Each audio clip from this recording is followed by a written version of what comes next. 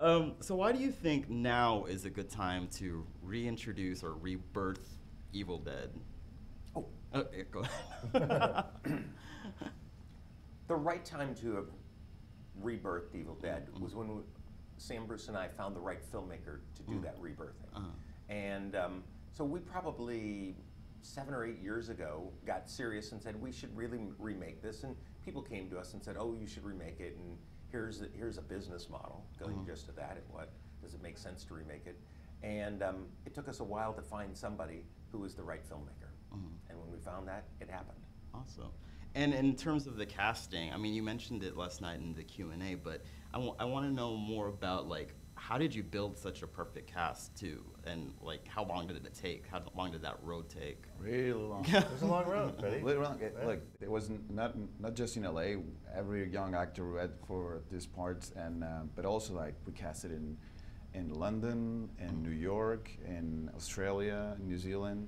Everybody will tape themselves, and it was a lot of reading, and so that's the only way you find the best that it's out there, just by sitting down and then by sifting through. There's just some that just keep going back to this person. You think somebody else comes in that they beat this person, but then you keep thinking back to this person. Then you bring them back, and then you start pairing them together.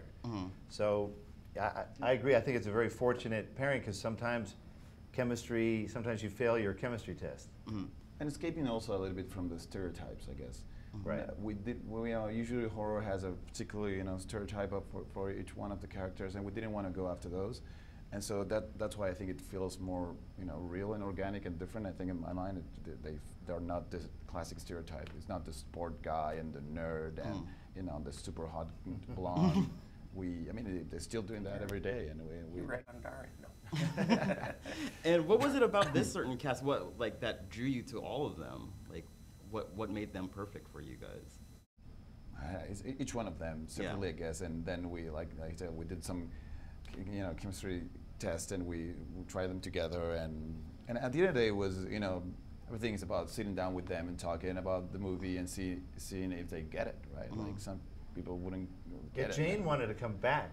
She thought that she sucked. Oh. She came back and goes, I'm sorry guys, I blew it. I want it. And so I think she did it again. No, she didn't. No. She was she about just to wanted come back. She just came and back to she was like, apologize. sorry, I was so bad. And like, you're great. Oh, sorry. And she walked out. And now she's the star of the movie. So I got to remember that trick. Come back into the room and apologize for my crappy audition. So they go back to watch it again. I go, what is she talking about? It's strategy. Good strategy. It was good. Bruce auditioned for the role. I did. I totally auditioned. I'm still a little pissed about it. And I actually, when I watched it last night, I'm not gonna lie, I went in with a little bit of skepticism, but as a really avid moviegoer, with every movie I go with skepticism. But after I was really, amazed and blown away, and I'm a little bit of a squeamish kind of guy. So, but I want to know, what is your opinion about how the horror movie genre and horror movie audiences have changed since the first Evil Dead, let alone 5 years ago? There was no found footage movies. Yeah. So there, but there's been big trends in horror. There were, in the past 12 years, certainly there was a whole Japanese influence. Then there was a found footage influence. Torture porn. And then before that, it was funny. Freddy from Nightmare on Elm Street, he's cracking one-liners. So and that was one of the first ones to get a little funny. Evil Dead 2 was a little lighter. Army of Darkness was a little lighter. So I think the pendulum just swings. And I feel that this Evil Dead is actually a pendulum swing back to old school, traditional horror that's not trying to be kitschy or timely. It's timeless. That Fede's goal was to make this, you can't tell when this movie was made. Okay, cool. Well, thank you very much, guys. It was a pleasure talking to you. Great. Awesome. Get your next tattoo tonight. I'm thinking about... Come on, this is the town. Yeah, man.